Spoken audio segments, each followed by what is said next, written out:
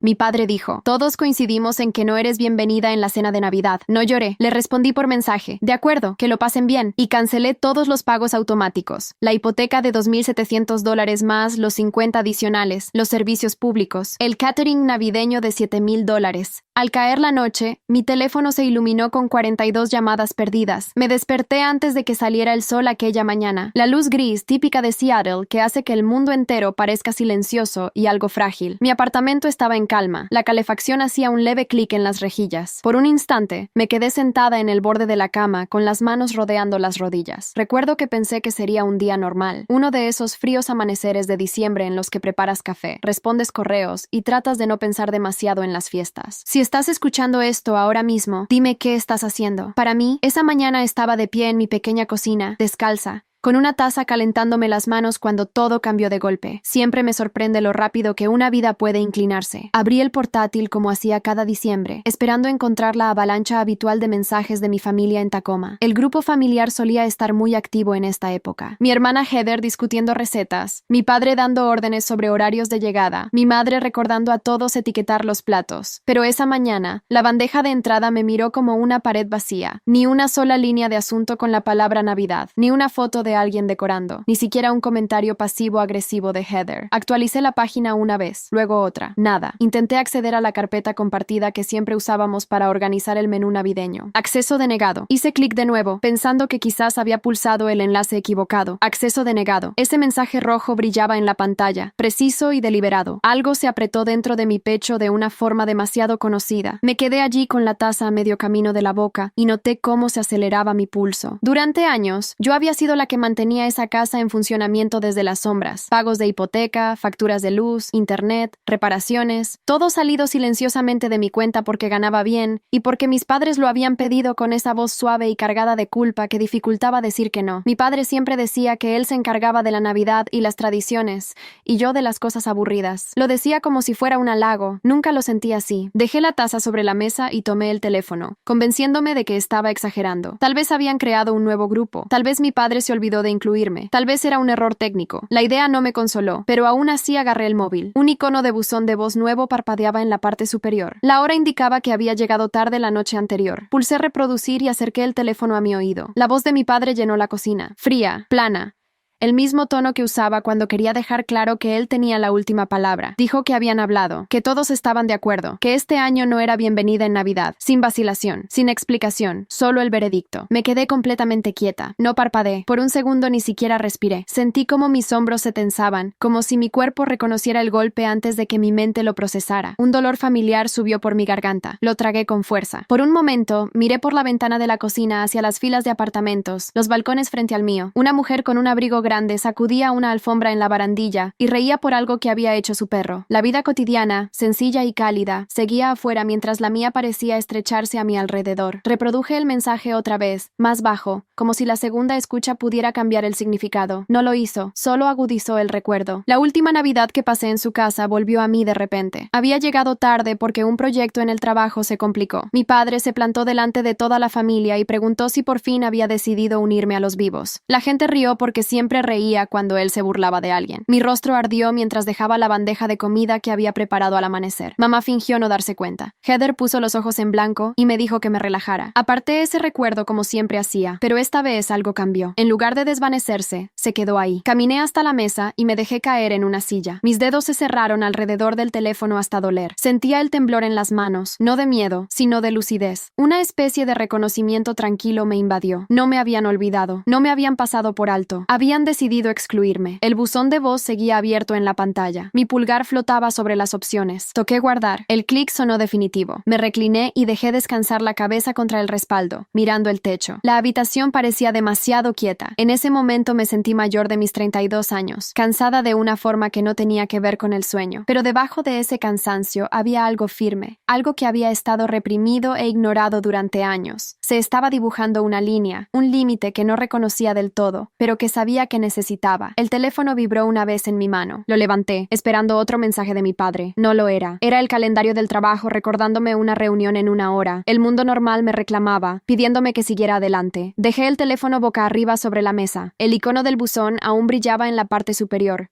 como un recordatorio que no estaba lista para tocar de nuevo. Afueras, el cielo había pasado del gris a un plateado opaco. Observé cómo la luz cambiaba en la pared y dejé que todos los pensamientos se posaran, como la nieve que cae en una calle silenciosa, lenta, pesada, clara. Volví a tomar la taza. El café ya estaba tibio y di un largo sorbo. Mis manos se estabilizaron, mi respiración se igualó, y entonces apareció la segunda notificación deslizándose por la pantalla, suave como un susurro, con un nombre que no esperaba ver en absoluto. Por un segundo, mi cerebro no comprendió lo que veía. Mis ojos recorrieron la línea de vista previa antes de que las palabras calaran. Recordatorio amistoso de que mi pago automático de $2,750 para la propiedad de Crane Ridge en Tacoma se procesaría en 2 días. Me quedé mirando esa pequeña notificación como si viniera de otro universo. Mi padre acababa de decirme que no era bienvenida en Navidad, que todos estaban de acuerdo. Y aquí estaba la app del banco recordándome alegremente que estaba a punto de pagar el techo bajo el que vivían. Algo encajó dentro de mí. Dejé la taza con cuidado y abrí el portátil. La pantalla se iluminó con el correo del trabajo, pero mis manos fueron directo a la pestaña del banco. Inicié sesión sin pensarlo realmente, como cuando la memoria muscular toma el control tras repetir algo muchas veces. El panel principal apareció todo azul y blanco y sereno. Cuenta corriente, ahorros, jubilación, y allí, como una piedra en medio de un río, la línea de la hipoteca. Crane Ridge, Tacoma.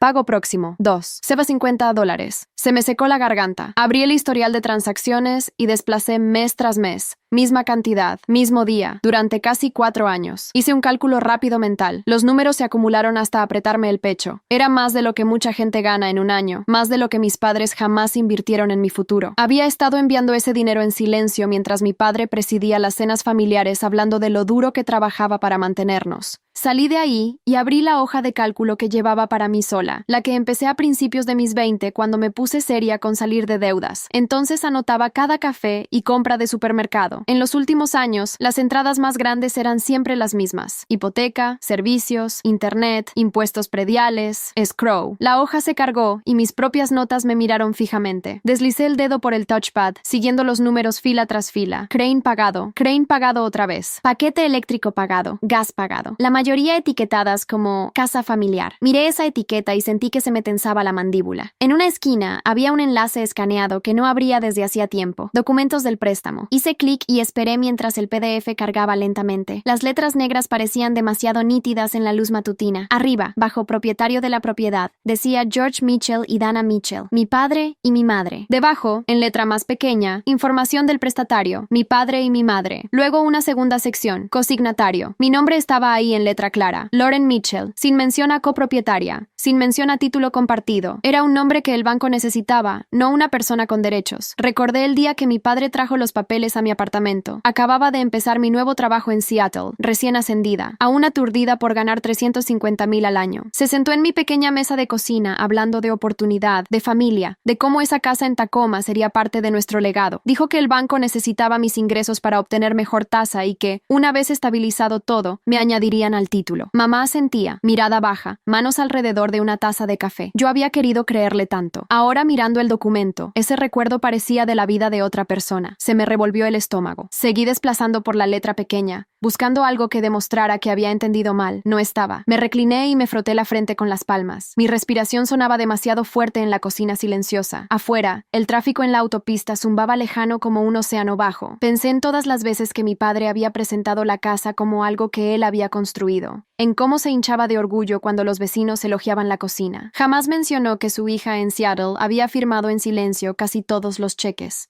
Regresé a la hoja de cálculo y agregué una columna al final. La titulé con una sonrisa amarga y contenida: realidad. En esa columna comencé a sumar lo que realmente había aportado yo. Totales de la hipoteca, facturas de luz y agua, gastos de reforma, la lavadora nueva cuando la antigua inundó el cuarto de lavandería, el arreglo del tejado tras la primera tormenta fuerte, la cuenta del electricista cuando el cableado antiguo no pasó la inspección. Al terminar ese cálculo aproximado, me dio un pequeño mareo, más del 90%. Esa era la cifra que me devolvía a la pantalla. Más del 90% del dinero que había mantenido esa casa en pie había salido de mi bolsillo. Mientras mi padre le contaba a todo el mundo que él cargaba con la familia encima, yo me quedé allí un largo minuto, oyendo el leve tic-tac del reloj de la cocina. Sentí un pulso caliente de rabia detrás de los ojos. No la rabia que grita, sino la que se sienta, respira hondo y toma apuntes. Por impulso abrí el correo y busqué Crane Ridge. Apareció una larga cadena de mensajes, avisos del banco, recordatorios de las compañías de servicios, tickets de la ferretería. Todos los pedidos de material para la reforma de la cocina estaban a mi nombre. Ninguno se mencionaba nunca en las cenas familiares. Hice clic en un correo de hacía 2 años. Yo le había pagado una factura de fontanería enorme y le escribí explicándole el coste, que ya estaba cubierto, pero que teníamos que hablar de límites porque no podía seguir así indefinidamente. Su respuesta fue breve, casi desdeñosa, que la familia se ayuda y que con mi sueldazo de tecnología era lo mínimo que podía hacer.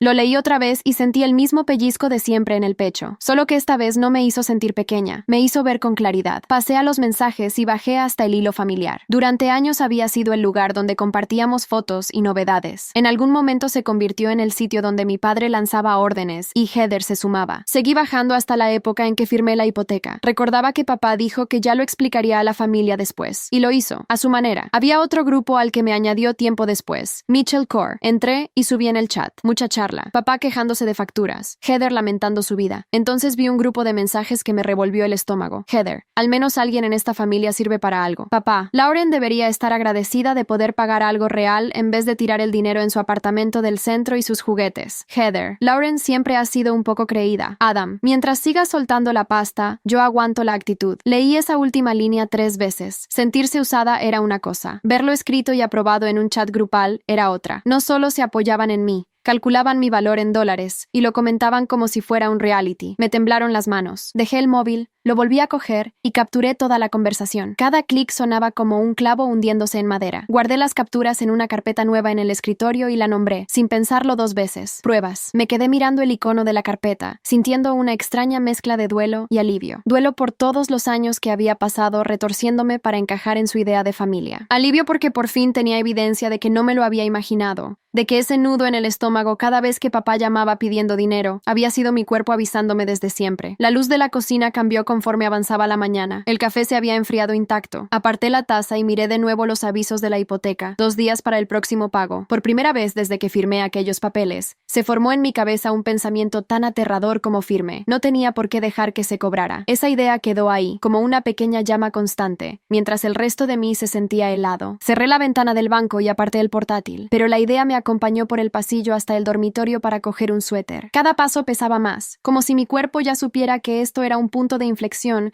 aunque mi mente aún no lo hubiera procesado del todo. El suéter estaba sobre la silla junto a la ventana. Al tomarlo, vi mi reflejo en el cristal. Parecía agotada, no solo físicamente, sino de esa forma profunda que deja ser durante años la pacificadora, la proveedora, la que nunca dice que no. Me observé la cara un buen rato, preguntándome cómo no lo había visto antes. Me puse el suéter y me senté en el borde de la cama, mirando la alfombra mientras subían recuerdos que no eran precisamente cálidos, los que había guardado en cajas al fondo de la mente. Momentos que en su día parecieron pequeños, pero que unidos formaban un patrón imposible de ignorar. Tenía 17 años y me aceptaron en un programa de tecnología de verano en Portland. Llegué a casa eufórica y se lo conté a papá nada más entrar. Apenas levantó la vista del periódico para decirme que era demasiado lejos y que no actuara como si fuera mejor que los demás. Doblé la carta de aceptación en un cuadradito y la escondí en un cajón. Aquel programa pudo haber cambiado todo mucho antes, pero papá hizo que desear más pareciera una falta de respeto. Recordé cuando me mudé a Seattle y conseguí el trabajo en Arcton Digital. Lo llamé la noche antes de empezar, esperando aunque fuera un poco de orgullo. Me dijo que no se me subiera a la cabeza y que la familia iba antes que la carrera. En aquel momento creí que lo decía con cariño. Ahora oía la advertencia: sigue mandando dinero, sigue pagando, no olvides lo que nos debes. Me froté las manos en los vaqueros y regresé a la cocina. El aire se sentía distinto, más limpio, como si algo se hubiera movido dentro de la habitación y dentro de mí. Abrí la nevera sin motivo, miré las baldas y las cerré. Mi cabeza no dejaba de reproducir cosas que había ignorado durante años, que papá nunca compartía detalles económicos con nadie, pero esperaba que yo pagara facturas sin explicaciones, que Heather se sentaba en esa mesa de comedor reluciente y sonreía cuando los vecinos alababan la reforma que yo había elegido un sábado entero, baldosa por baldosa, que una vez me dijo con esa voz suave y sugerente que mi carrera estaba bien, pero que apoyar era mejor que triunfar. Darme cuenta de que todo había sido un condicionamiento me apretó la mandíbula. Fui al pequeño escritorio del salón y saqué el montón de correo que llevaba llevaba una semana ignorando. Encima de todo, otro sobre de la hipoteca. Siempre enviaban copia en papel, aunque llevaba años en modo sin papel. El importe era el mismo, $2,750 en 2 días. Lo dejé abierto sobre la mesa y lo miré hasta que los números se emborronaron. Entonces vibró el móvil en la otra punta de la habitación. Miré la pantalla y me quedé helada. Mensaje de papá. Solo se veía el principio. Tenemos que hablar de Navidad. Abrí con el pulgar. El mensaje era corto. Como no vienes, necesitas hacer la transferencia del depósito del catering antes de esta noche. Heather se encarga del menú y dijo que ya te pasó el total. Son 7,000. No te retrases. Dejé caer el teléfono sobre el cojín del sofá. Ni signo de interrogación, ni saludo, ni gracias. Órdenes. Como si fuera una empleada que había incumplido un plazo. Me froté la nuca y me acerqué a la ventana. El cielo se había vuelto pálido y frío, de esa luz que anuncia lluvia. $7,000 de catering, para una cena de Navidad a la que aparentemente yo no estaba invitada. Ni siquiera había visto la factura y ya me decían que la pagara. Una parte de mí, la que aún recordaba ser la hija ilusionada, quiso pensar que era un error, que Heather se había equivocado al escribir. Pero la parte que había pasado toda la mañana revisando papeles que demostraban la verdad, sabía que no. Volví a coger el móvil y abrí el hilo familiar. Arriba del todo, mensaje de Heather de la noche anterior. Menú cerrado. Lauren pone el depósito. Papá dijo que ella lo prometió. Yo nunca había prometido nada. Me subió un calor por el pecho hasta las mejillas. Empecé a escribir. ¿Cuándo prometí yo eso? El dedo se quedó suspendido sobre enviar. Respiré hondo y borré el mensaje. No les debía explicaciones. Apagué la pantalla. Regresé despacio al escritorio y me senté. La carta de la hipoteca estaba ahí delante, como una pregunta que llevaba años contestando con lealtad ciega. Hoy, por primera vez, la veía tal cual era. Encendí de nuevo el portátil y abrí un documento en blanco. Los dedos dudaron solo un segundo antes de empezar a escribir todo lo que había evitado enfrentar por completo. Pagos, fechas, reparaciones, silencios, acuerdos rotos, promesas incumplidas. Anoté todo como si estuviera preparando un documento para que otra persona lo leyera, pero ese documento era para mí. Cuanto más escribía, más se estabilizaba mi respiración. Los hechos eran claros. Yo había soportado la carga económica de una casa en la que no vivía y donde no era bienvenida. Había financiado una imagen familiar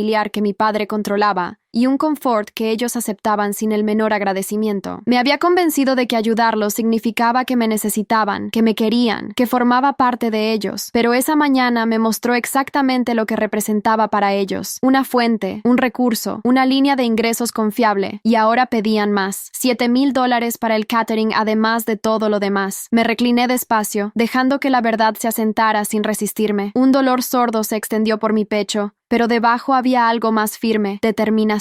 Miré una vez más la carta de la hipoteca. 2 días. Eso era todo. Tomé el teléfono de nuevo con una calma extraña y abrí la aplicación bancaria. Mi pulgar se quedó suspendido sobre los ajustes de pago automático, sin estar lista para tocar nada aún, pero ya sin temor a la posibilidad. Por primera vez en mi vida, la idea de decir que no se sentía como traición, se sentía como oxígeno. Me quedé allí con el teléfono en la mano, dejando que esa sensación me llenara hasta que otro pensamiento me devolvió al presente. Si lo hacía, si realmente lo hacía, se darían cuenta y todo cambiaría. La habitación se sentía silenciosa, demasiado silenciosa, y miré la pantalla hasta que un golpe suave en la puerta de mi apartamento me hizo saltar. Me levanté despacio, sin saber quién podría visitar tan temprano. Respiré hondo, me observé un instante y me dirigí a la puerta. Alcancé la manija y me detuve al oír una voz conocida al otro lado. Era mi madre. Me quedé inmóvil con la mano aún en la manija, la respiración atrapada en lo alto del pecho. No había oído la voz de mi madre fuera de mi apartamento en años. Solía dejar que papá hablara por los dos, y cuando ella se ponía en contacto, era por mensaje, suave y ambiguo, como si temiera decir algo equivocado. Oírla pronunciar mi nombre con delicadeza a través de la madera me revolvió el estómago. Abrí la puerta lentamente. Allí estaba ella, envuelta en un abrigo largo de lana, el cabello recogido, los ojos recorriendo mi rostro como si se preparara para un impacto. Sostenía una bolsa reutilizable de compras en una mano, como si necesitara una excusa para estar allí. Hola, cariño. Su voz era cálida, pero algo en ella sonaba ensayado. ¿Puedo pasar un momento? Me aparté sin responder. Pasó junto a mí y dejó la bolsa en la encimera de la cocina. La observé mientras recorría mi apartamento con la mirada, deteniéndose en el portátil abierto y la pila de sobres. No había forma de ocultar la carta de la hipoteca que estaba justo encima. Sus ojos se demoraron en ella un segundo de más antes de volverse hacia mí con una pequeña sonrisa que parecía pesar más que ella misma. Pensé pasar por aquí ya que estaba cerca. Juntó las manos como solía hacer cuando quería parecer inofensiva. Te preparé pan de plátano. Sé que te encanta. Miré la bolsa de compras. En efecto, dentro había un pan envuelto en papel de aluminio. Mi pecho se apretó. De niña, el pan de plátano era su ofrenda de paz. Siempre lo hacía después de que papá perdiera los estribos,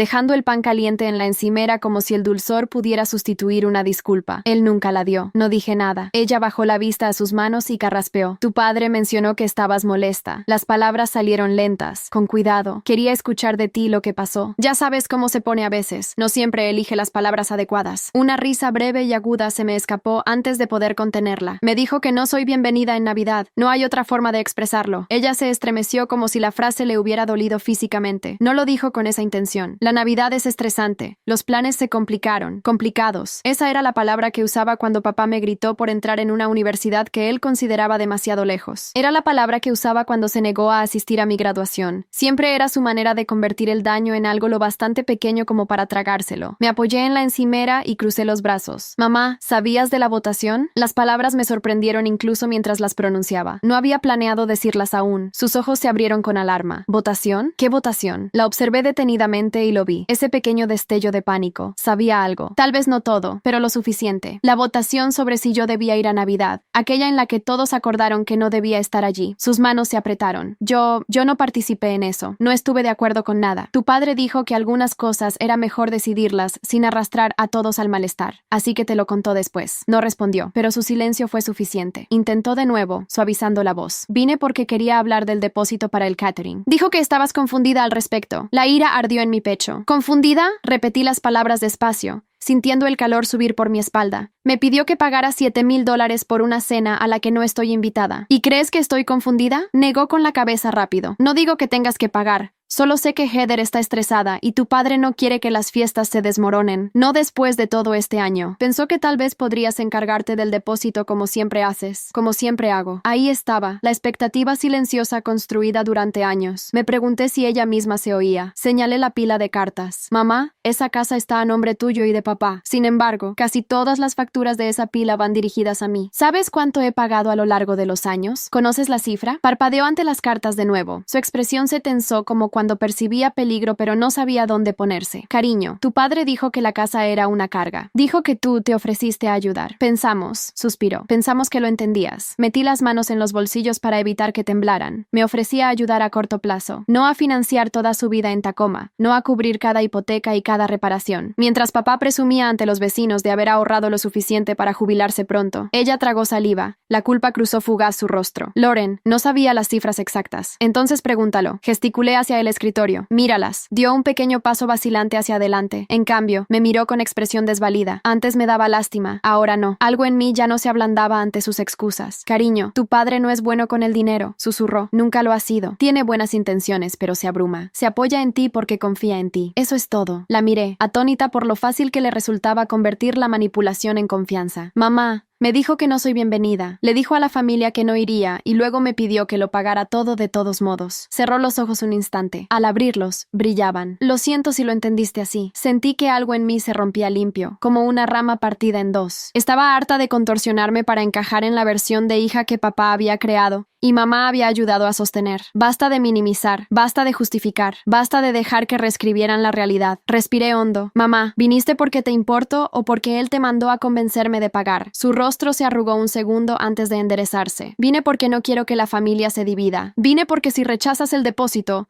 tu padre explotará y no puedo soportar otra Navidad como la del año pasado. Vine porque Heather está nerviosa y tu padre dijo que estaba siendo emocional. Ahí estaba la verdad envuelta en palabras suaves. Quería que yo mantuviera la paz para no tener que enfrentar las consecuencias. Me alejé de ella. No voy a pagar. Ni el catering, ni la hipoteca, ni los servicios, ni un centavo más. Las palabras quedaron suspendidas en el aire como un portazo. Me miró, los labios entreabiertos en incredulidad. Cariño, por favor piensa en lo que eso significa. Ya lo he hecho. Por primera vez parecía realmente asustada, no por mí, sino por lo que papá haría cuando se enterara. Volvió a tomar la bolsa del pan de plátano, como si pudiera arreglarlo con carbohidratos y nostalgia. Por favor, habla con él antes de decidir nada. Negué con la cabeza. No hay nada de qué hablar. Él tomó su decisión. Ahora tomo la mía. Sus ojos se llenaron, pero no lloró. En cambio, tomó una respiración larga e inestable y se dirigió a la puerta. Si dejas de pagar, la casa quedará a oscuras. Lo dijo suavemente, como una advertencia que esperaba que yo reconsiderara. Tu padre me culpará a mí. Ese fue el momento en que la claridad finalmente se instaló en mis huesos. Tal vez debería. Se quedó inmóvil, la mano en el pomo, asimilando vigilándolo. Luego, con un pequeño asentimiento que parecía más rendición que comprensión, salió. La puerta se cerró con un clic detrás de ella. Me quedé sola en el silencio durante varios segundos largos antes de volver al escritorio, sentarme y acercar el portátil. Mi mano se detuvo de nuevo sobre los ajustes de pago automático. Esta vez, no temblaba. Entré en la cuenta. Luego pulsé la solicitud de cancelación. La pantalla me pidió confirmar. Levanté el dedo, lista para tocar el botón cuando mi teléfono se iluminó en la encimera. Papá estaba llamando. Conduje hasta Tacoma sin permitirme pensar demasiado. La autopista estaba casi vacía, un largo tramo gris que atravesaba la húmeda mañana de diciembre. Mis manos permanecían apretadas en el volante, y cada pocos minutos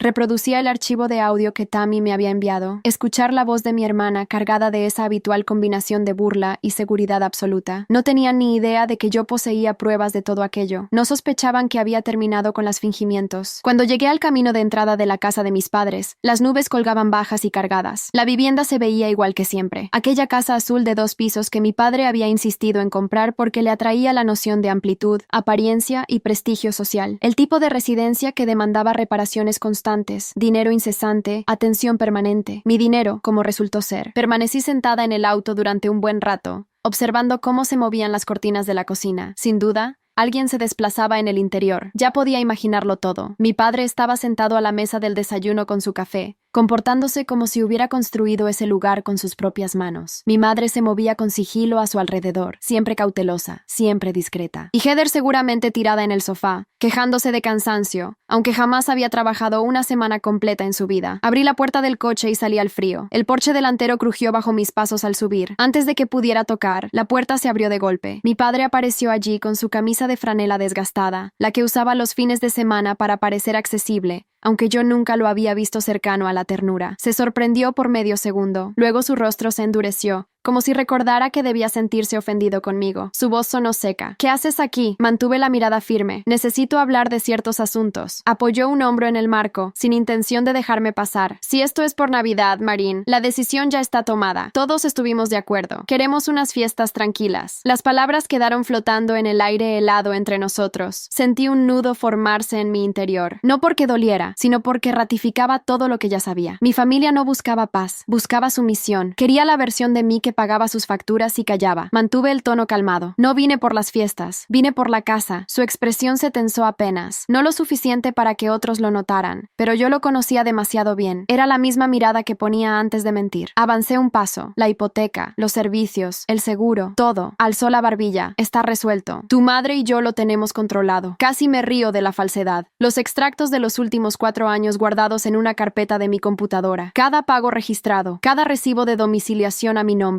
Cada débito extraído de mi cuenta como si no importara. Di otro paso hasta quedar casi frente a frente. Papá, tú no aportas ni un centavo a esta casa. Su mandíbula se apretó. Abrió la boca para responder, pero continué. Nunca has pagado la hipoteca. Nunca has pagado la luz. Nunca has pagado el internet. Nunca has pagado el gas. Ni siquiera sabes el nombre de la compañía de seguros. Todo en esta casa funciona con mis ingresos. Cada factura lleva mi nombre. Su rostro enrojeció, no de vergüenza, sino de rabia. Cuida tu tono. Una tranquilidad me invadió. No, cuida tú el tuyo. Detrás de él vi movimiento. Heather surgió al fondo del pasillo, con los brazos cruzados y una expresión ya triunfante. Una mirada suya me dijo que había oído lo suficiente para saber que yo era el problema ese día. Alzó la barbilla. Si vienes a provocar una pelea, puedes irte. No necesitamos tus escándalos. La ironía me golpeó tan fuerte que casi sonreí. La familia que me había excluido me acusaba de drama. Miré a mi padre de nuevo. ¿Les contaste la verdad? ¿Les dijiste quién mantiene esta casa en pie? Me fulminó con la mirada como si lo hubiera humillado ante visitas. No te corresponde sermonearnos. Hemos hecho mucho por ti. Sentí calor subir a mis ojos. No lágrimas, sino ira contenida demasiado tiempo. No me han ayudado desde que cumplí 18. He cubierto sus avisos de mora. He pagado sus arreglos. He cubierto todo para que pudiera seguir fingiendo ser el jefe de esta familia. Se acercó más, bajando la voz al tono que solía hacerme ceder de adolescente. Estás siendo desagradecida. Desagradecida. La palabra me impactó como un golpe frío. Inspiré hondo. No, ya no callaré más. Sé lo que dijiste de mí. Sé lo que dijo Heather. Lo sé todo. Sus ojos parpadearon levemente. Sabía exactamente a qué me refería. Heather se acercó y resopló. Siempre distorsionas las cosas. Siempre te crees una víctima. Ninguno dijo nada que no fuera cierto. Una ola de frío me recorrió, así que ni siquiera lo negaban. Mantuve mi posición. No vine a reconciliarme. No vine a discutir. Vine a informarles que he cancelado todas las domiciliaciones ligadas a esta casa. La hipoteca, la electricidad, el gas, el internet, el seguro, todo. A partir de hoy, ustedes se encargarán de su propia vivienda. Mi padre me miró como evaluando si gritar o cerrar la puerta de un portazo. Su voz salió baja y cortante. No te atreverías. Lo miré a los ojos. Ya lo hice. La boca de Heather se abrió ligeramente, y por un instante pareció la niña mimada que siempre había sido. ¿Qué te pasa? No le respondí. No era necesario. Retrocedí de la puerta. Miré a mi padre una última vez. Ya no les debo nada. Dio un paso hacia mí, pero me giré antes de que terminara su amenaza.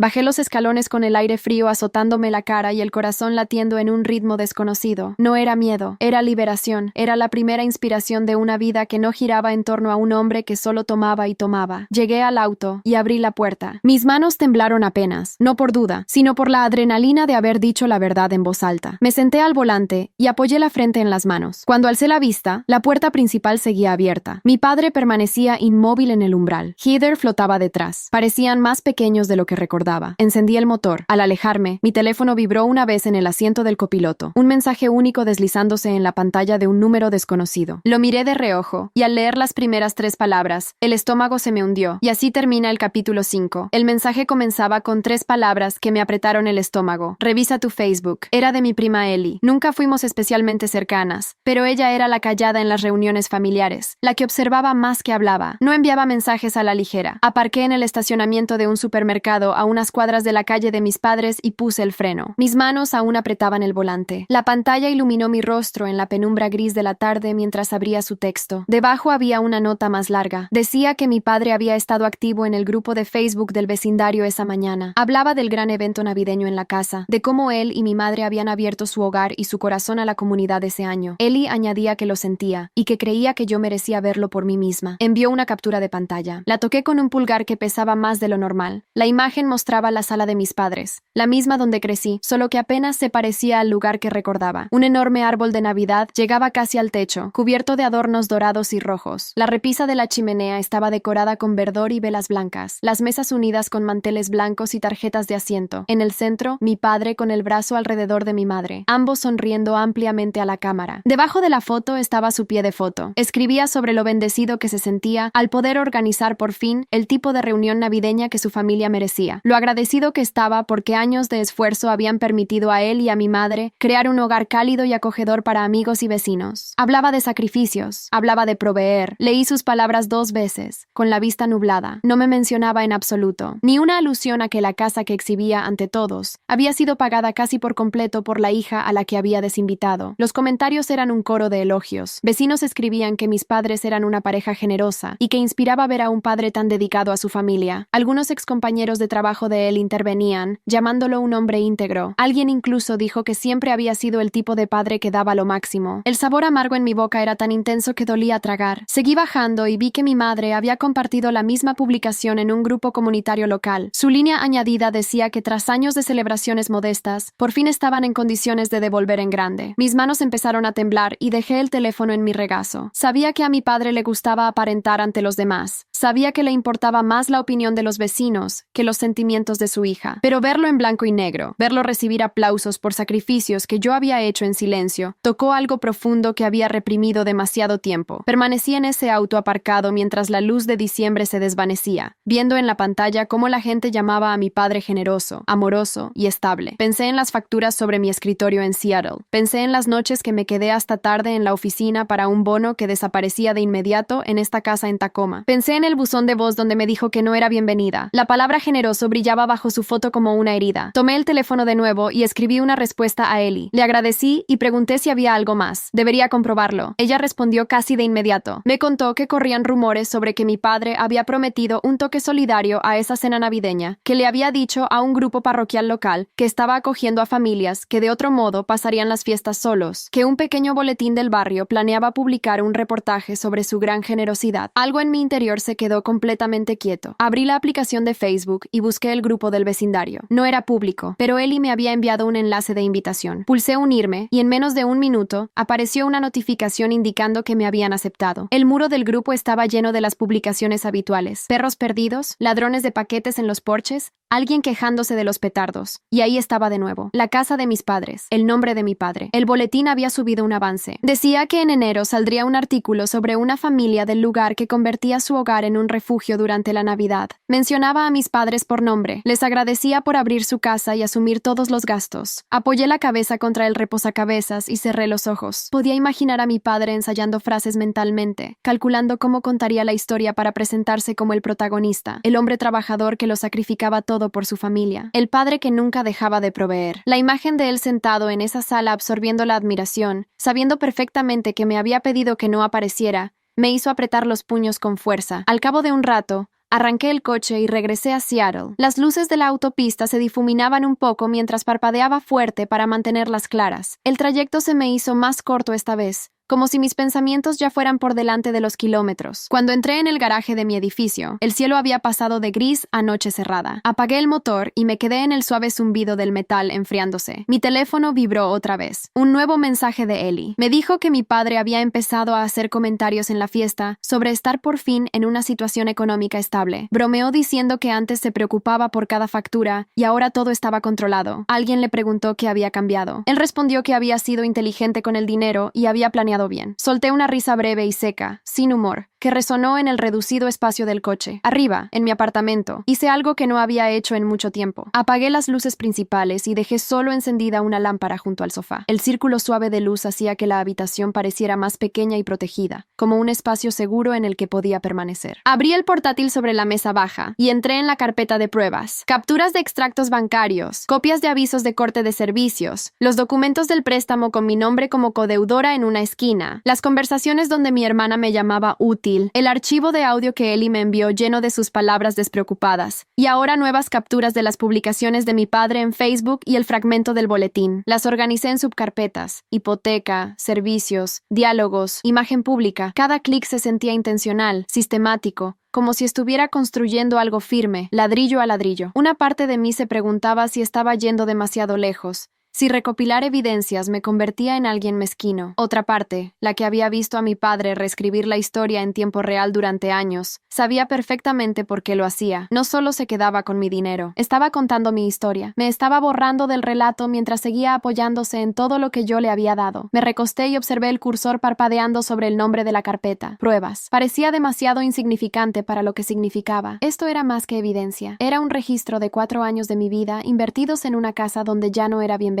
El teléfono vibró de nuevo. Esta vez no era Ellie. Era un compañero de trabajo de Arctic, alguien de otro departamento al que apenas veía fuera de las grandes reuniones generales. Me envió un enlace con una breve nota diciendo que creía que podía ser la casa de mis padres. El enlace llevaba a un periódico local de Pierce County, un avance de una historia humana. El titular anticipaba un reportaje sobre una pareja jubilada que organizaba una Navidad comunitaria, usando sus propios ahorros para crear unas fiestas mágicas para vecinos necesitados. Pareja jubilada, ahorros propios. Miré fijamente esas palabras hasta que se emborronaron. Una comprensión lenta y firme se instaló en mi pecho. Esto no era solo un comentario irrespetuoso aislado, era un patrón. Mi padre no solo esperaba mi ayuda, esperaba mi silencio. Contaba con él para construir la reputación que deseaba. Algo cambió dentro de mí al cerrar el portátil. Hasta ese momento, cancelar los pagos automáticos me había parecido una forma de protegerme, una frontera que trazaba para que no siguieran agotándome. Ver ese artículo, esas publicaciones, esa alabanza modificó la perspectiva. Ya no se trataba solo de detener el flujo de dinero. Se trataba de permitir que la verdad alcanzara la versión de él que había estado vendiendo a los demás. Apagué la lámpara y me quedé allí en la penumbra, escuchando el suave clic del calentador. En la oscuridad, con solo el tenue resplandor de la calle exterior, surgió un nuevo pensamiento. Él había pasado años enseñando a la gente cómo verlo. Ahora, con cada corte silencioso de servicio y cada factura impaga, la imagen real comenzaría a perfilarse. Aún no sabía hasta dónde estaría dispuesta a llegar, pero sabía una cosa con certeza. Había terminado de ayudarlo a sostener una historia que nunca había sido cierta. Ese pensamiento me acompañó cuando por fin me acosté. Cuando me desperté a la mañana siguiente, y cuando me senté en mi pequeña mesa de cocina con una taza de café, que se enfrió antes de que bebiera siquiera la mitad. El día después de Navidad siempre me parecía extraño, como si el mundo tuviera resaca de tanto fingimiento. Esa Esa mañana, Seattle estaba en calma. La calle frente a mi ventana brillaba con la lluvia restante, y el cielo tenía ese aspecto desvaído del invierno que hacía que todo pareciera un poco irreal. Mi teléfono, que había vibrado sin parar la noche anterior, por fin estaba quieto. Durante casi una hora no lo toqué. Me permití realizar tareas pequeñas y cotidianas. Lavé los platos, doblé la ropa, abrí el portátil del trabajo y revisé correos sobre informes de fin de año en Arcton. Mi mente solo registraba a medias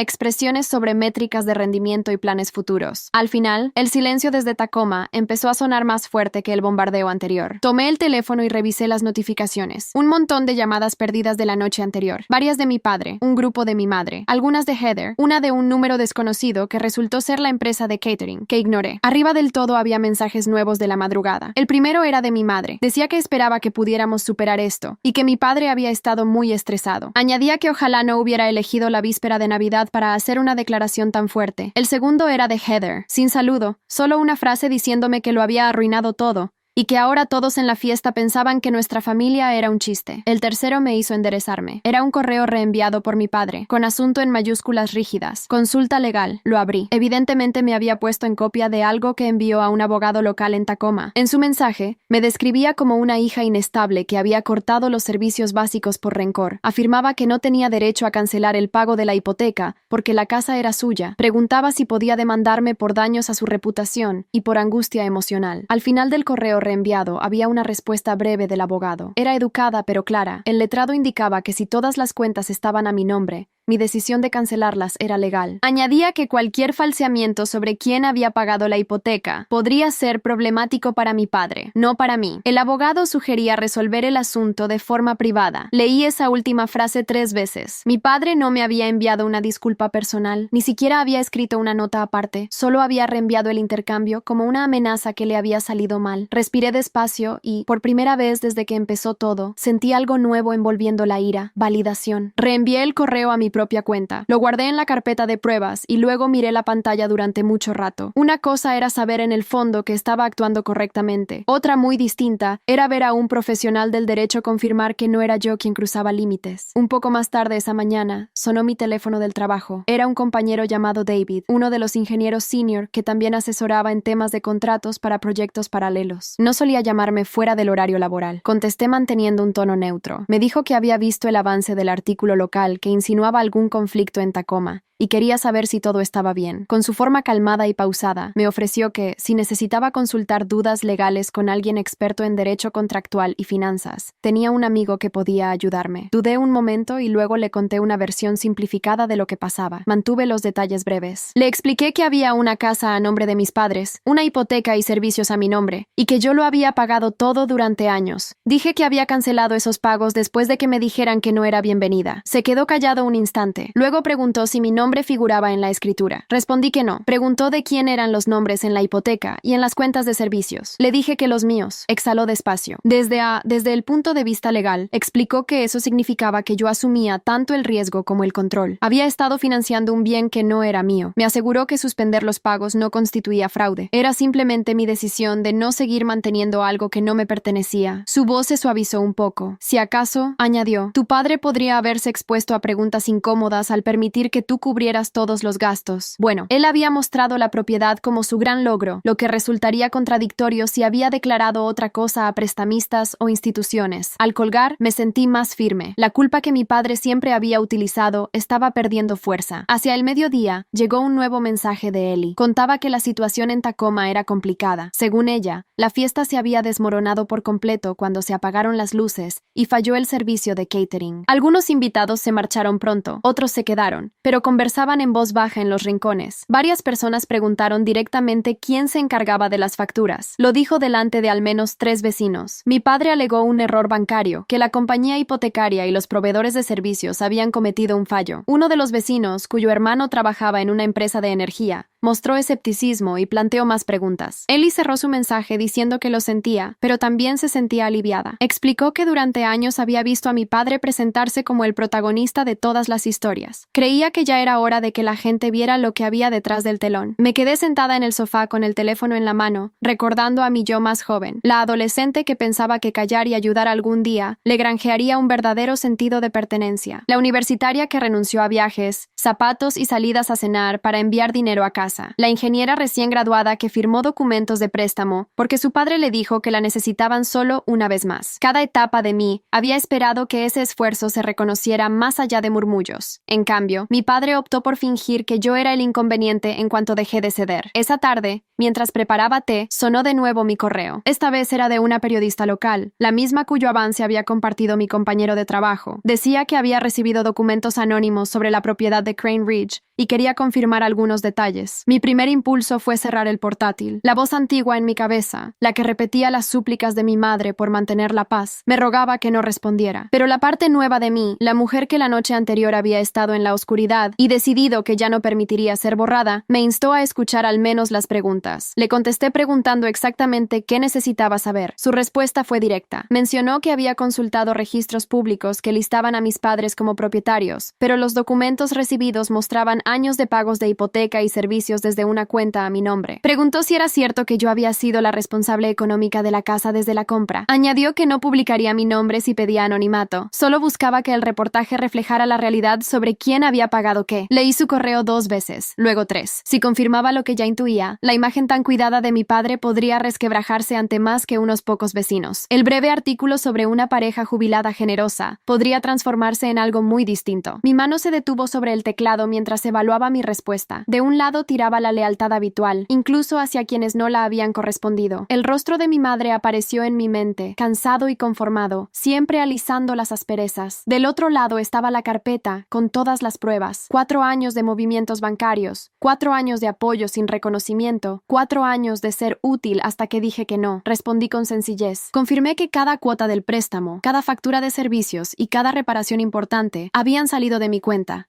Aclaré que mi nombre no figuraba en la escritura y que existía el acuerdo de incluirme más adelante. Eso nunca ocurrió. No insulté a mi padre. No empleé términos como narcisista o manipulador, aunque pasaran por mi mente. Me limité a los hechos. Al final, indiqué que si decidía publicar algo, prefería que no apareciera mi nombre completo. No buscaba titulares vengativos. Solo quería corregir el registro. Al enviar el mensaje, un silencio extraño invadió la habitación. Preparé el té y me puse junto a la ventana mientras el agua se enfriaba. La calle ya estaba animada. Gente cargando cajas de vuelta a sus apartamentos, bajando maletas de viaje, paseando perros con abrigos. La vida avanzaba. Mi teléfono vibró otra vez. Era mi padre. No una llamada, un mensaje. Escribió que sabía que yo había cancelado todo. Dijo que ahora todos lo veían como irresponsable. Me advirtió que si no arreglaba la situación, no volvería a hablarme nunca. Me quedé mirando esa última frase mucho rato. No volvería a hablarme nunca. Pretendía sonar como un castigo. Por primera vez en mi vida, no me aterrorizó. Empecé a escribir una respuesta. La borré. Probé otra. También la eliminé. Al final, no envié nada. Dejé el teléfono y rodeé la taza caliente con las manos. Por el rabillo del ojo vi la pantalla del portátil aún encendida con el hilo del correo de la periodista. Pase lo que pase después, la historia ya no era solo suya. Mientras observaba el vapor subir hacia el techo, una nueva notificación entró discretamente en mi bandeja. El asunto hizo que mi corazón diera un golpe fuerte. Provenía del banco. El título mencionaba la hipoteca de Crane Ridge con esa cautela formal típica de las entidades bancarias. Se me tensó el estómago, pero abrí el mensaje antes de arrepentirme. Decían que habían detectado que el último pago no se había efectuado y que, como codeudora, yo seguía figurando como responsable financiera. Me invitaban a concertar una cita con un asesor para explorar opciones y revisar la cuenta. Lo leí 2 veces. Aparté ligeramente el portátil y miré la pared. Durante años, esos avisos habían sido ruido de fondo. Nunca dejé pasar un pago. Nunca di oportunidad al sistema de detectar anomalías. Ahora, la maquinaria por fin había advertido que al otro lado de esos débitos automáticos había una persona real. Respiré hondo y tomé el teléfono. Antes de dudar, marqué el número del correo. El menú automático pareció eterno, pero al fin hablé con alguien de verdad. Una mujer de voz serena que se presentó como especialista en hipotecas de la sucursal del centro de Tacoma. Ofreció verme en persona si estaba dispuesta a acercarme. La antigua yo habría pedido disculpas por molestar en una semana ajetreada. Esta solo aceptó y anotó la hora propuesta. 2 días después, conduje de nuevo por la autopista, con el cielo bajo y pálido. Los árboles al borde del camino desnudos y brillantes por la lluvia reciente. El banco ocupaba uno de esos edificios modernos con exceso de cristal y un estacionamiento lleno de camionetas que parecían costar más que muchas casas. Dentro olía a tóner de impresora y café, y un televisor en la esquina pasaba consejos financieros que nadie miraba. Un cajero joven me acompañó hasta una oficina de paredes de vidrio, donde una mujer de unos 50 años se levantó para saludarme. Tenía canas en las sienes y un apretón de manos firme que me cayó bien de inmediato. Sacudí la cabeza y me senté, dejando la carpeta que llevaba como si fuera un escudo. Ella abrió la cuenta del préstamo en su pantalla, la observó un momento y se volvió hacia mí con expresión pensativa. Aparece registrada aquí como codeudora, dijo despacio, y sus padres son los únicos titulares en la escritura. ¿Es correcto? Asentí. Sí, firmé para que pudieran obtener la aprobación. Todos los pagos se han debitado de mi cuenta desde el principio. Tecleo algo. Lo veo. Cada abono de los últimos 4 años proviene de una cuenta a su nombre. Nunca faltó uno hasta ahora. Solté el aire que retenía sin darme cuenta. Así es. Se recostó y juntó las manos. Puedo preguntar por qué decidió detenerlos. La verdad era pesada pero clara. Porque me dijeron que ya no era bienvenida en la casa que estoy pagando. Porque me comunicaron que todos habían acordado que no viniera en Navidad, ya que he soportado sola la carga económica durante años, mientras ellos la presentaban como su propio esfuerzo ante los demás. Su rostro se suavizó, pero no interrumpió el silencio. Eso solo me hizo sentir que podía seguir hablando. Deposité la carpeta en su escritorio y la abrí. Dentro había impresiones de mis extractos bancarios, nóminas de Arcton que acreditaban mi sueldo como ingeniera de software, confirmaciones de pagos hipotecarios y facturas de servicios con mi nombre en la cabecera. Le mostré el encabezado del contrato donde mis padres figuraban como propietarios y el mío en letra pequeña como codeudora. Claire revisó cada hoja con atención. No parecía sorprendida, solo cansada, como quien ha visto demasiados acuerdos injustos disfrazados de lealtad familiar. Desde la perspectiva crediticia comentó: el banco considera a usted y a sus padres solidariamente responsables de esta deuda. Eso implica que afecta al crédito de todos. Pero en la práctica, según esta documentación, usted ha sido la única que realmente ha pagado. Asentí, con la garganta apretada. Hizo una pausa. Debe saber que si nadie efectúa los pagos, la vivienda podría acabar en mora. Eso impacta a todos los firmantes. No puedo endulzarlo. Tragué saliva. Lo comprendo, pero yo también. Comprendo que no puedo seguir invirtiendo dinero en una casa que no es mía y donde no me siento bienvenido. Tiene que existir alguna forma de que yo me retire de esto. Ella golpeó el bolígrafo contra el escritorio una sola vez y luego asintió con lentitud. En casos como este hay varias posibilidades. A veces, una de las partes refinancia el préstamo solo a su nombre. Otras veces, se vende la propiedad y con eso se liquida la hipoteca. También puede suceder que el codeudor solicite ser liberado, aunque eso exige que la otra persona califique por sí sola. Me miró directamente a los ojos. Si tu padre no puede calificar sin ti, el banco no te puede obligar a seguir pagando. Solo podemos registrar lo que ocurra si los pagos se detienen. Sus palabras cayeron con una mezcla de peso y alivio. El riesgo era verdadero, pero también lo era mi derecho a dejar de ser utilizado. Claire me acercó un formulario. Esto es una notificación formal de que no estás dispuesto a seguir realizando pagos voluntarios en nombre de los ocupantes principales. Me explicó. Registra que has manifestado tu inquietud por el acuerdo. No te saca del préstamo hoy mismo, pero genera un antecedente de que no aceptaste en silencio continuar así. Leí la breve declaración. No tenía nada de dramático, solo una frase que decía: ya no tengo intención de seguir siendo el único responsable del pago de la propiedad. La firmé con una mano que apenas tembló. Ella la selló y la escaneó en el sistema. El ruido del escáner sonó definitivo de una manera que no sé describir. Cuando terminó, se recostó en la silla. No debería dar consejos personales, dijo con suavidad, pero voy a decirte algo como mujer que lleva muchos años en esto. No tienes por qué sacrificar tu tranquilidad y tu futuro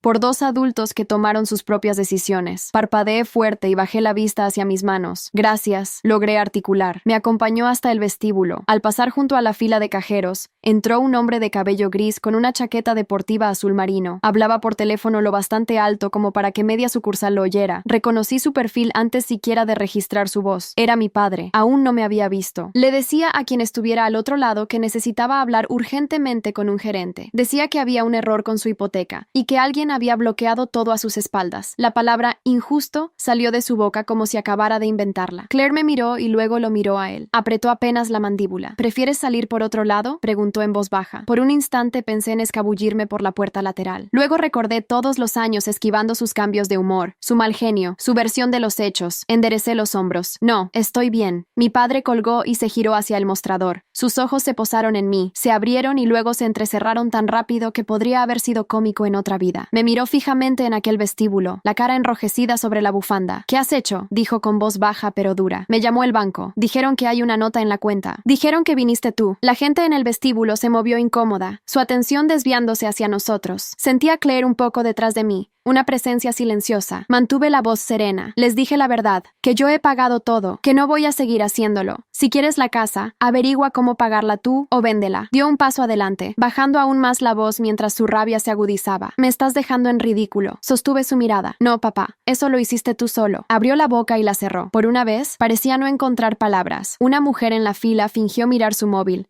pero claramente escuchaba. Un cajero llamó al siguiente cliente, intentando mantener el flujo normal. Por un extraño instante suspendido, pareció que todo el banco contenía la respiración. Mi padre lo intentó de nuevo. «Eres mi hija», siseó. La familia no traiciona a la familia. Sentí que algo dentro de mí se endurecía hasta volverse nítido. La familia tampoco borra a la familia. Sus ojos centellearon y, por un segundo, creí que alzaría la voz, que armaría un escándalo tan grande que seguridad tendría que sacarlo. En cambio, se arregló la chaqueta y miró alrededor, de pronto consciente del público. «Esto no termina aquí», murmuró. Se dio media vuelta con brusquedad y marchó hacia otra oficina, exigiendo de nuevo hablar con quien estuviera al mando. Lo vi irse, cómo se inflaba otra vez, intentando recuperar el control antes siquiera de comprender que se le escapaba para siempre. Afuera, el aire olía a frío y asfalto mojado. Me quedé un rato sentada en el coche, las manos sobre el volante, observando a la gente entrar y salir del edificio. Detrás del vidrio, mi padre caminaba de un lado a otro en una de las oficinas como un animal enjaulado. Mi teléfono vibró en el portavasos. Apareció una notificación de correo nuevo. La vista previa mostraba la primera línea. Era de la periodista. Decía que el artículo había sido actualizado y se publicaría en línea esa misma noche. Miré las palabras. El cielo gris de Tacoma se reflejaba débilmente en la pantalla oscura y comprendí que este era el momento en que todo iba a cambiar de verdad, no solo dentro del sistema bancario, sino en el mundo donde mi padre había pasado años puliendo su propia versión de quién era. El cielo gris de Tacoma se extendía detrás del parabrisas mientras yo permanecía allí, aferrando el teléfono y mirando el correo de la periodista. Escribía que el artículo corregido saldría esa noche con la información financiera actualizada, los documentos que yo había enviado y el reconocimiento de que los gastos de la casa los había asumido yo sola, sin lenguaje sensacionalista, sin exageraciones, solo hechos que cortarían más hondo que cualquier titular. Dejé caer el teléfono en la consola y encendí el motor. La calefacción soltó una ráfaga tibia mientras salía del estacionamiento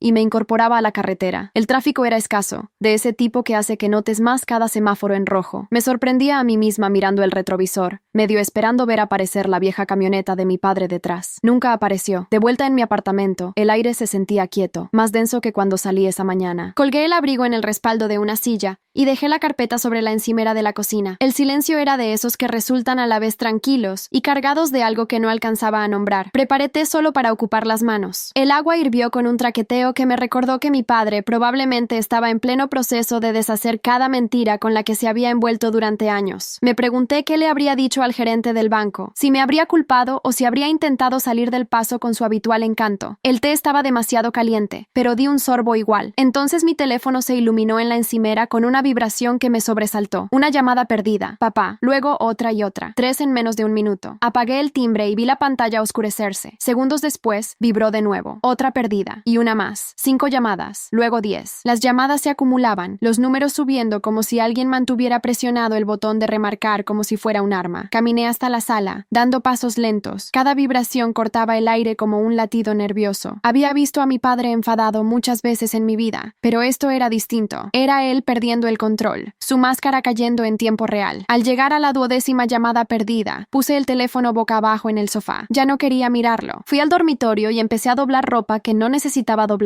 Cuando se acabó, reorganicé un cajón que ya había ordenado el fin de semana anterior. Cualquier cosa con tal de mantenerme ocupada, para mantener las manos firmes. Al cabo de un rato regresé a la sala. El teléfono permanecía en silencio. De pronto vibró otra vez, breve y seco. Un mensaje de voz. Exhalé despacio y pulsé reproducir. Su voz sonaba rota por la furia. Dijo que había hablado con el banco y que sabía perfectamente lo que yo había hecho. Dijo que no tenía derecho a avergonzarlo delante de nadie, mucho menos ante las personas con las que colaboraba en proyectos comunitarios. Dijo que había dedicado toda su vida a esta familia y que ahora yo lo hacía parecer irresponsable. No reaccioné. El corazón no se me cayó al suelo. Solo escuché con una extraña distancia, como si estuviera oyendo al padre de otra persona, divagar en el buzón de voz de otra persona. Entonces dijo algo que sí me alcanzó. Me debes todo lo que hice por ti. Pausé el mensaje. ¿Deberle por qué? Por las anécdotas que presumía ante los vecinos, como aquellas de trabajar turnos dobles cuando yo era pequeña, aunque después descubrí que era mi madre quien pagaba la mayoría de las cuentas, por la camioneta que alardeaba de haber comprado él solo, pero para cuya entrada había usado el dinero que yo ahorraba para la universidad, mientras yo cubría en secreto la hipoteca y él se llevaba el crédito de propietario responsable. El teléfono vibró de nuevo. Otro mensaje de voz, seguido de lo que parecía una notificación de texto. No lo abrí. En cambio, me senté en el sofá, subí las rodillas al pecho y miré al techo mientras mi mente regresaba a la última Navidad, antes de que todo esto estallara. Recordé cómo él se había colocado a la cabecera de la mesa, hablando de la importancia de la unión y el agradecimiento. Recordé los aplausos cuando elogió la casa, casa. Recordé que el calor de la sala nunca llegaba del todo hasta mí. El teléfono volvió a vibrar. Una ráfaga de alertas iluminó la pantalla. 10 llamadas perdidas más. El contador subía como si compitiera. 15, 20. Cuando me levanté y me acerqué, ya iba por 27. Apoyé la palma en la frente y solté el aire entre dientes. Sabía que, una vez publicado el artículo, las llamadas empeorarían. Querría explicaciones, alguien a quien culpar, alguien a quien gritar a puerta cerrada. Pero ya no quedaba en mí ninguna versión dispuesta a permitirlo. El teléfono vibró otra vez. 29, 30. Se acumulaba igual que las tormentas en la costa. Primero calma, luego rápido, luego todo de golpe. Sentía que algo se movía, como si el suelo bajo una casa antigua se diera al fin tras años de tensión. Con 35 llamadas perdidas, salí al balcón. El sol del atardecer estaba bajo, tiñendo el cielo de un rosa suave que hacía el aire extrañamente sereno. A pesar de todo, los autos avanzaban despacio por la calle. Abajo, alguien paseaba al perro junto al buzón. Mi teléfono vibró de nuevo en la mano. 41. No contesté, ni siquiera lo acerqué al oído. Solo lo sostuve flojo mientras la vibración cesaba, y el silencio se extendía por el balcón como una manta. Luego la última vibración. 42 llamadas perdidas. Dejé caer la mano a un lado y cerré los ojos. El aire fresco rozaba mi rostro. Abajo, un carrillón de viento sonó suavemente. El mundo seguía girando, firme e indiferente. Dentro, el teléfono se iluminó otra vez. Un nuevo mensaje de voz. Me quedé allí un momento, sin estar lista para escucharlo, sin querer dejar que su voz volviera a entrar en mi cabeza. En lugar de eso, entré, cerré la puerta del balcón y dejé el teléfono sobre la mesa de centro. Fui al fregadero de la cocina, abrí el grifo y me lavé las manos con calma. Ese gesto sencillo me ancló más que cualquier otra cosa ese día. Cuando cerré el agua, el apartamento volvió a sentirse en calma. No la calma que oculta el miedo, sino la que espera. Me sequé las manos y me apoyé en la encimera, mirando el teléfono al otro lado de la habitación. Un brillo tenue palpitaba en la pantalla cada pocos segundos. Parecía el instante antes de que la mecha alcance la pólvora. Algo venía, y sabía que cambiaría todo lo que vendría después. El resplandor del teléfono seguía latiendo en la sala oscurecida, como un pequeño corazón mientras yo permanecía junto a la encimera, con las manos aún húmedas. Mi apartamento parecía suspendido entre dos instantes, el que acababa de vivir y el que aguardaba al otro lado de ese mensaje. Crucé la habitación despacio, cada paso más pesado de lo normal, y al fin tomé el teléfono. Pulsé reproducir. La voz de mi padre llenó el espacio, áspera y cruda. Sonaba acorralado, como un animal buscando salida. Dijo que había hablado con el gerente del banco y que le informaron que el préstamo estaba ahora en revisión por mi declaración. Dijo que el artículo ya estaba publicado y que la gente le escribía. Dijo que los vecinos comentaban. Dijo que alguien del cuartel de bomberos había reenviado el enlace al chat del grupo. Dijo que lo había humillado de la peor forma. Luego su tono cambió, intentando suavizarse, intentando recuperar el control. Dijo que siempre había hecho lo mejor que pudo. Dijo que yo lo había malinterpretado. Dijo que todo era un gran error que podíamos arreglar en privado si yo lo llamaba. Dejé que el mensaje siguiera hasta que su voz se perdió en el ruido de fondo. Me quedé allí un largo rato, mirando la pared mientras la casa se acomodaba a mi alrededor, con pequeños crujidos en el techo y el lejano zumbido de un auto en el estacionamiento. Me di cuenta de que era la primera vez en años que lo oía sonar inseguro, la primera vez que detectaba algo parecido al miedo en su voz. Dejé el teléfono y me acerqué a la ventana. Afuera, las farolas brillaban sobre el asfalto, y una vecina paseaba a su perro en el aire frío de la noche. La vida seguía ocurriendo, normal y constante, mientras la mía había cambiado en un solo aliento. Al girarme hacia la habitación, algo dentro de mí se sentía más claro, no triunfante, no vengativo, solo seguro. Tomé el teléfono y busqué en los contactos hasta dar con el número del secretario judicial del condado de Tacoma. Contestaron al segundo timbre, un joven que parecía nuevo en el puesto. Le hice preguntas sobre disputas de propiedad, responsabilidades de cofirmantes y los pasos para documentar formalmente aportes económicos a una casa que no está a mi nombre legalmente. Me explicó todo con claridad. Tomé notas, le agradecí y colgué. Luego me senté a la mesa del comedor y abrí el portátil. La luz de la pantalla inundó la habitación mientras creaba un documento titulado Resumen de registros financieros. Anoté cada dólar que había puesto en esa casa, cada mes de servicios, cada reparación, cada factura, cada noche en vela transfiriendo dinero que debería haber usado en mí. El total parecía irreal, como si perteneciera a la vida de otra persona. El apartamento permaneció en silencio mientras organizaba todo en una carpeta limpia en mi ordenador. Al cerrar el portátil, el peso que había vivido en mi pecho durante años por fin se movió. Me levanté, fui al recibidor y me puse los zapatos otra vez. El aire nocturno era fresco cuando salí. Bajé las escaleras y crucé el estacionamiento hasta el buzón bajo la luz tenue. Mi aliento formaba formaba pequeñas nubes mientras abría la tapa metálica. Dentro había un solo sobre. Reconocí la letra al instante. La caligrafía de mi padre era angulosa y cortante, como si grabara cada trazo en lugar de escribirlo. Sostuve el sobre un momento, pasando el pulgar por la esquina. Luego lo abrí. La carta era breve. Decía que me había pasado de la raya, que lo había avergonzado frente a gente que lo conocía de toda la vida, que los asuntos familiares debían quedarse dentro de casa, que esperaba que entendiera el daño que había causado. No escribió nada sobre el daño que él había provocado. Doblé la carta y la guardé de nuevo en el sobre. No la rompí, no la tiré, simplemente la llevé de vuelta al apartamento y la guardé en el mismo cajón donde conservaba documentos de mi vida anterior. Ese cajón solía pesar, ahora no era más que papel. A la mañana siguiente, la luz del sol entraba en finas líneas doradas por el suelo del dormitorio. Preparé café despacio, disfrutando el calor que subía de la taza, dejando que mi respiración se calmara. El teléfono vibró en la encimera, pero esta vez era un mensaje de otra persona. Era la periodista. Escribió que el artículo ya estaba publicado y que lo había actualizado con una breve nota del editor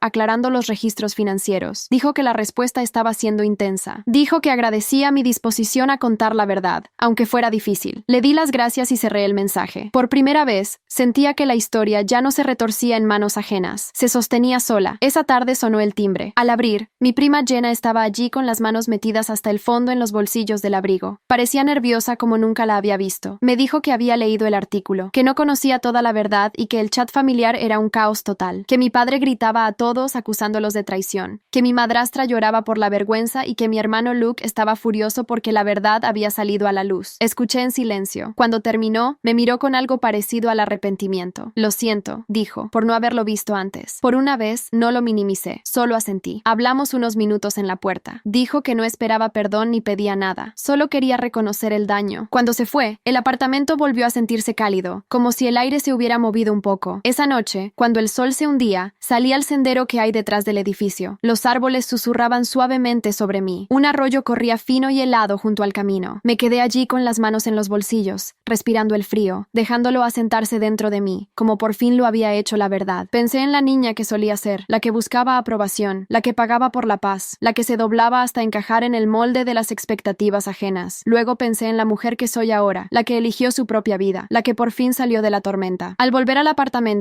la sala parecía más luminosa. El silencio se sentía como un amigo. El peso había desaparecido. Me senté en el sofá y respiré hondo por primera vez en mucho tiempo. Y si alguna vez te han dicho que eras demasiado o no suficiente para tu propia familia, recuerda esto. El silencio puede ser poder y la verdad puede ser la venganza más ruidosa. Cuéntame en los comentarios qué significa para ti la integridad y desde dónde estás leyendo.